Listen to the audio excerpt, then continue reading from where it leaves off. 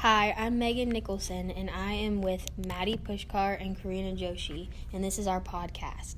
Today we will be discussing the topic, is a world without people better than a world with people? We chose this topic because living in our world today, we are able to see the negative effects the human race has had on the planet, and reading the book, The Road by Cormac McCarthy, further magnified this image. We chose this topic because we all strongly believe that the world without humans is better than a world with humans, based on global warming, natural destruction, human interaction, and animal endangerment. In The Road, we are shown what the world was like before mankind was introduced into the world. On pages 287 to 288, McCormick writes, Once there were brook trout in the streams in the mountains. You can see them standing in the amber current where the white edges of their fins wimpled softly in the flow. They smelled of moss in your hand, polished and muscular and torsional. On their backs were vermiculate patterns that were maps of the world in its becoming, maps and mazes, of a thing which could not be put back, not be made right again. In the deep glens where they all lived, all things were older than man, and they hummed of mystery. The literal meaning of this quote is, the trout are swimming in a seemingly perfect world with no interruptions and nothing to disturb them.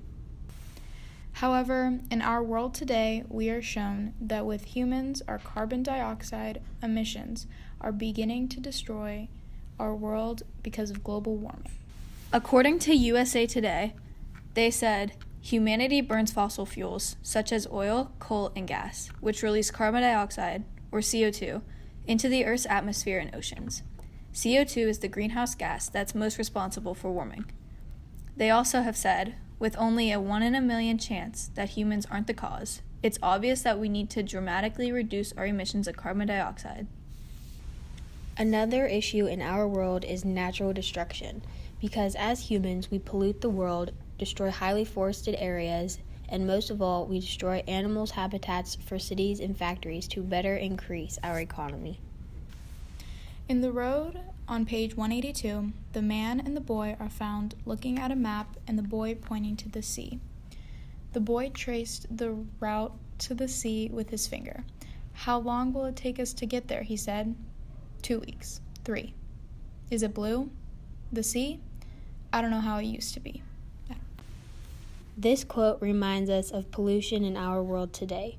Even though the book doesn't directly state that, we took the idea of pollution from humans into consideration. According to National Geographic, many things that are useful to people produce pollution. Cars spew pollutants from their exhaust pipes. Burning coal to create electricity pollutes the air.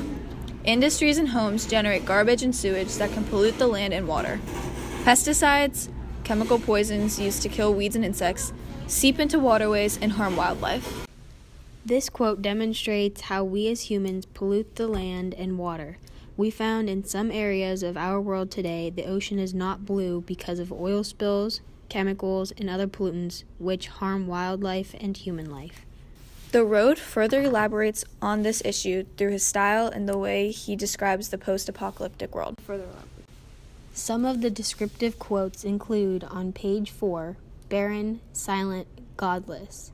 This is a description of the world. Also on page 21, on the hillsides, old crops dead and flattened. On page 21, the weather lifted and the cold they came at last into the broad lowland river valley. The priceless farmland still visible, everything dead to the root along the barren bottomlands. Page 130, everything damp, rotting. Page 74, internally nothingness. Collectively with these quotes, McCormick is painting a picture to show how the world looks in the post-apocalyptic future. Based on these 2 points so far, we believe that without humans, there wouldn't be any pollution and that altogether the world would prosper without our destruction. Another problem that we believe is our major defect is our contribution to animal endangerment and extinction. In The Road, McCormick writes, do you think there are cows somewhere? I don't know. We believe that this quote contributes to animal endangerment and extinction because the man and boy are not sure if any crows and animals are left in this barren world. According to National Geographic, applying the same statistical approach to extinction data revealed a rate of 100 to 1,000 species lost per million per year, mostly due to human-caused habitat destruction and climate change. They also said, to calculate the rate of extinction before modern humans evolved, about 200,000 years ago, Pym and his colleagues reviewed data from fossil records and noted when species disappeared, then used statistical modeling to fill in holes in the record. That analysis revealed that before humans evolved, less than a single species per million went extinct annually. Adding to our argument that the world would be better without humans, studies also suspect that the extinction rate will only increase if trends continue, possibly resulting in what scientists call the sixth mass extinction in Earth's history. Based on all of these facts, we believe that the world would be a better place without people.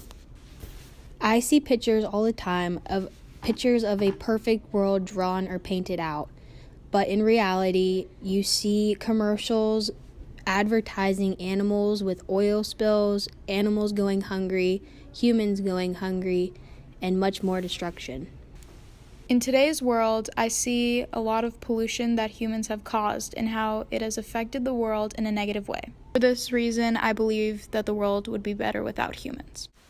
I think by writing this book, Cormac McCarthy is trying to relay a message onto humankind. If we keep polluting the world, we keep increasing our carbon footprint, and we keep destroying the planet piece by piece, we will end up like the man and the boy in the road. I think it is written to give humans a warning as to what is to come if we don't stop these bad habits.